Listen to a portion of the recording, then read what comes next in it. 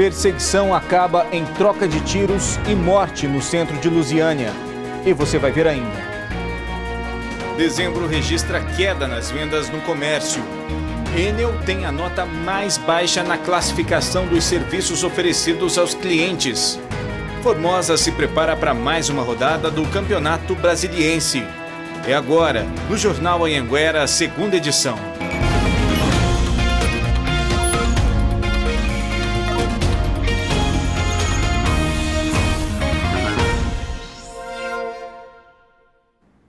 Olá, boa noite.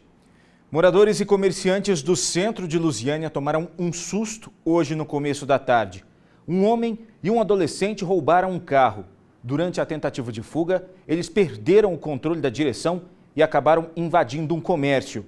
Houve troca de tiros e um dos suspeitos morreu. As marcas do tiroteio ficaram nesta parede. Um dos suspeitos foi atingido, não resistiu e morreu no local. O outro, um adolescente, tentou fugir pulando alguns muros, mas foi surpreendido pela polícia. O Renato estava em casa com outras 3 pessoas. A gente não sabia o que fazia na hora, porque foi um susto muito grande. Não tem reação, não tem nem como explicar na hora. Foi muito rápido, foi a cerca de uns 2, 3 minutos, mas só que ao mesmo tempo parecia que já tinha hora já. Segundo a polícia, uma perseguição começou depois que os 2 suspeitos roubaram este carro e tentaram fugir. Quando chegaram nesta curva, perderam o controle e invadiram este escritório. O seu Paulinho, que tem o costume de ficar nesta cadeira todos os dias, por sorte não foi atingido. Eu tive um livramento. Saí daqui 40 minutos antes do acontecido. Foi bastante tiro, e eu não sei quantos, mas foi bastante. Atiraram bastante, uma polícia entrou na casa lá. O menor de 17 anos foi encaminhado para o CIOPS de Lusiânia. E a Agência Nacional de Energia Elétrica voltou a afirmar hoje que a Enel tem o pior serviço de distribuição de energia do país. Hoje, representantes da agência estão em Goiás para discutir essa situação. Setores como a indústria, o agronegócio e o comércio reclamam que pagam caro por um serviço sem qualidade. Seu Osair tem esse mercado no setor Cidade Jardim há 49 anos. Ele conta que nunca tinha ficado um dia inteiro sem energia, como aconteceu no mês passado. Perdeu R$12 mil em mercadorias. Eu perdi carne, perdi iogurte, perdi sorvete, essas coisas perecíveis, quer dizer, acabou, eu não tive como recuperar. Ele reclama que o serviço já não era bom com a Celg e ainda a Enel fez ele trocar o relógio antigo por um digital. A conta, com bandeira vermelha de R$ 4.100, saltou para R$ 7.500 com bandeira verde. Esperava que fosse melhorar, entendeu? Porque sempre a gente espera melhora, né? Mas, pelo que eu vejo aí, piorou muito. A Enel alega que investiu R$800 milhões por ano, o dobro do que vinha sendo investido pela Celg. Ainda assim, deixou os consumidores goianos pouco mais de 26 horas e meia sem energia no ano passado, quase o dobro do limite tolerável pela ANEEL e apenas 3 horas a menos do que a Celg tinha deixado no último ano antes da privatização. A região de Rio Verde e Jataí foi a mais prejudicada. E no ano passado, no segundo ano de operação, as reclamações cresceram quase 10%. A Agência Nacional de Energia Elétrica recebeu 8.500 queixas contra a Enel em 2018. A reclamação campeã foi a falta de energia, seguida de consumo elevado. Hoje pela manhã, o diretor e superintendentes da ANEEL vieram a Goiás para se reunir com representantes da indústria, agricultura e do comércio no prédio da FIEG. A reunião foi um pedido do governador e do Conselho dos Consumidores de Energia Elétrica. Está faltando energia, demanda de energia para a indústria, muita indústria trabalhando no gerador. Está faltando demanda de energia no comércio, principalmente na indústria da construção civil. E o rural está uma calamidade. O diretor da ANEEL disse que nesses 2 anos, a Enel já pagou R$126 milhões em compensações aos consumidores goianos, mas ainda não melhorou os indicadores de prestação de serviço em Goiás e se mantém na mesma posição que a Celg estava, como a pior concessionária do país. A Enel de Goiás ela se encontra hoje no ranking, na última colocação no ranking de qualidade entre as maiores distribuidoras do Brasil. O serviço prestado pela Enel ainda está abaixo do que espera o órgão regulador e que espera a sociedade de Goiás. Por isso a ANEEL tem atuado fortemente na fiscalização junto à distribuidora, buscando medidas para melhorar a prestação do serviço. Por nota, a Enel disse que os índices de qualidade já melhoraram e que o tempo de interrupção foi reduzido. A empresa informou ainda que está investindo o dobro do que era investido pela CELG antes da privatização. Pausa para os comerciais e a seguir, prazo para se inscrever no financiamento estudantil termina hoje. E ainda idosos podem viajar de graça nos ônibus aqui em Goiás. Agora, 7h25, a gente volta em instantes.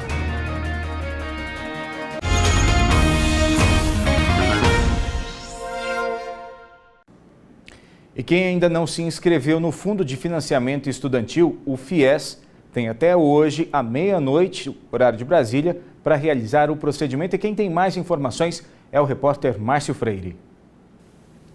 Oi, Giliardi, as inscrições devem ser feitas somente pelo site do FIES e os candidatos devem escolher o turno, a instituição de ensino e o curso, além de escolher 3 cursos de graduação pelo qual deseja esse financiamento. E desde 2018 existem 2 modalidades, que é o FIES, que é para alunos que têm uma renda mínima de até 3 salários mínimos, e o PFIES, que vai de 3 a 5 salários mínimos. E um dos pré-requisitos, na verdade, aí, é ter feito pelo menos uma nota mínima de 450 na prova do Enem e também não ter zerado a redação. E lembrando que esse ano também mudou aí para a modalidade para o PFIES, que antes a convocação era feita por ordem de inscrição e não classificatória. Então, só lembrando que os alunos, eles poderão conseguir um financiamento de até 50% na mensalidade. Giliardi, eu volto com você. Obrigado, Márcio. Olha só, uma empresa de Goiânia forjava notas fiscais para evitar pagar impostos. A polícia descobriu o esquema que pode ter causado um prejuízo de mais de R$1 milhão aos cofres públicos. 3 mandados de busca e apreensão foram cumpridos na sede da empresa, que é o alvo da operação da Secretaria da Fazenda em parceria com a Polícia Civil. As investigações apontam que a empresa comercializava insumos hospitalares e medicamentos de alto custo e é suspeita de sonegar impostos ao criar um sistema que gerava notas fiscais falsas. O caso veio à tona depois da denúncia de um cliente. Ele não conseguiu consultar um cupom fiscal emitido pela empresa. Pessoas que adquiriam produtos ali naquele empreendimento e faziam a leitura do QR Code da nota fiscal, percebiam que o QR Code não lia os dados armazenados aqui no banco de dados da Cefaz, remetiam a sites da internet. A polícia já ouviu algumas pessoas na empresa que nega todas as acusações. Segundo a investigação, os suspeitos colocam a culpa numa empresa terceirizada que presta os serviços de informática. A fiscalização afirma que o prejuízo aos cofres públicos já passa de R$1 milhão, mas esse valor pode ser bem maior. Bom, R$1 milhão é o prejuízo que a gente já está levantado, isso já no nosso banco de dados, do ano de 2018. Mas esse prejuízo pode chegar até algo próximo de R$10 milhões, se a gente levar em consideração alguns outros levantamentos que estão sendo feitos na empresa e que já foram feitos. E agora um recado para quem tem mais de 60 anos. Você sabia que a passagem para viajar de ônibus pode sair de graça? Quem tem que mais tem que ficar atento a algumas orientações. E a gente, é claro, te conta direitinho sobre essa gratuidade. Sabe o que é peregrinação? A dona Maria Cristina sabe. Foram 5 horas na fila para conseguir este documento no INSS para comprovar que ela é aposentada.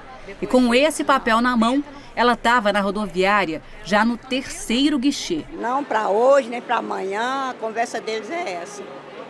Não tem? Não tem. Não era para ser difícil assim.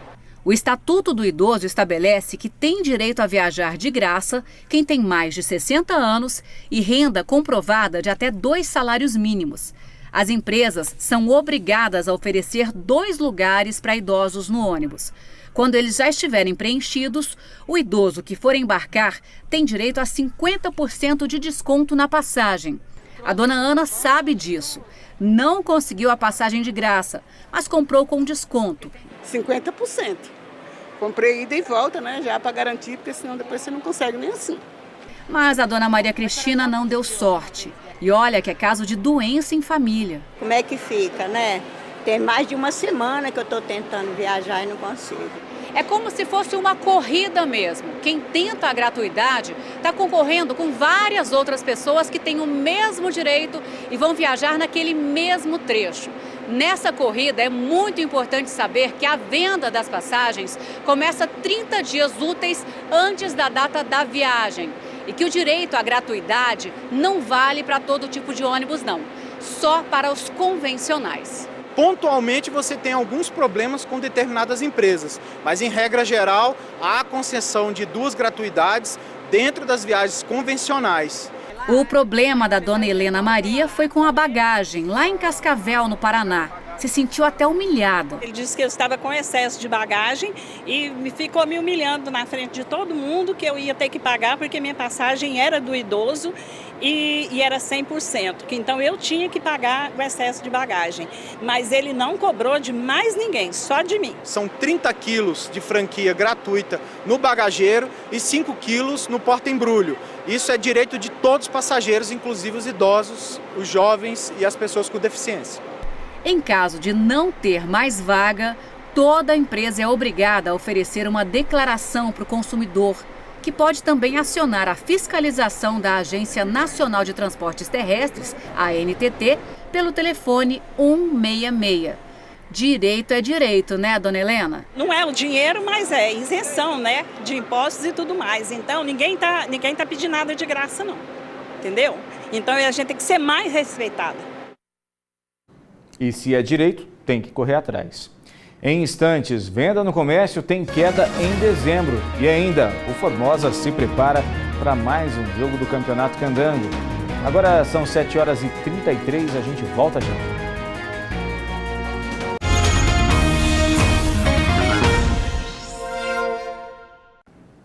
De volta com o J2 e olha só, as compras da Black Friday em novembro afetaram as vendas de dezembro. Segundo o IBGE, foi registrada uma queda de 2,2%. Basta encontrar na vitrine de uma loja uma placa como esta para os clientes se sentirem atraídos. Se for algo que eu gosto e estiver em promoção com preço mais bacana, eu entro sim para ver. Eu gosto de preço barato. Apesar dos centros de compras estarem lotados no fim do ano, o comércio levou um tombo nas vendas. Uma pesquisa divulgada pelo IBGE mostra uma queda de 2% nas compras do mês de dezembro se comparado a novembro de 2018, justamente o mês que costuma ser forte nas vendas por conta do Natal. A pesquisa diz ainda que muitos consumidores aproveitaram para fazer as compras de Natal em novembro, durante a Black Friday. Porque estava tudo mais barato, bem mais em conta do que o normal. Apesar de 2019 ser um ano de confiança nas vendas, os números do varejo mostram que os brasileiros ainda estão se permitindo comprar. Mas nos supermercados as vendas cresceram 3,8% e as farmácias 5,9%. Continuo comprando, não economizo. Agora o futebol, o Formosa está em 6º lugar no Campeonato Brasiliense. Mas a equipe está em busca de se recuperar, aproveitando que a competição está só no começo. Esse treino aí é para enfrentar o Sobradinho no próximo domingo, na casa do adversário. Um desafio para o Tsunami do Cerrado, que não mede esforços de acertar o gol. Nosso time vem trabalhando forte, tem também suas qualidades, tem também suas condições de buscar um lugar ainda melhor do que o 6º lugar aí na tabela. Com certeza no domingo nós vamos fazer o máximo, né, para trazer alegria aqui para a nossa torcida. Mas para o Formosa sair da 6ª colocação na tabela do campeonato, o time tem uma peça-chave. Everton, 35 anos, volante, ex-jogador do time rival, o Sobradinho, atual campeão do Candango. Só que ele não estreou ainda. Por isso, esse domingo vai ser um grande dia. A gente vai jogar contra uma grande equipe, atual campeão do estado, né? Eu estive lá o ano passado, esse ano eu vou contra e espero fazer um bom jogo lá e ajudar a minha equipe. Já o atacante Jean marcou o último gol do time no campeonato e está confiante. A gente encara cada jogo como uma final pra gente, porque não é fácil jogar aqui dentro de casa nem fora. A gente está trabalhando firme durante a semana e a gente vai conseguir buscar esses 3 pontos fora. E por aqui, tá todo mundo focado na vitória. Acho que não importa o placar, acho que o que importa mesmo é os 3 pontos fora de casa. E olha só, o Formosa joga no domingo contra o Sobradinho às 11 da manhã no Agostinho Lima. No sábado, o Lusiânia vai até o Bezerrão enfrentar o Gama. E olha só, a torcida do Lusiânia está com um ônibus que vai levar os torcedores para acompanhar essa partida. Para reservar sua vaga é só ligar no 998 19 5741. E o J2 de hoje fica por aqui. Para você, uma boa noite. A gente volta a se ver amanhã. Tchau.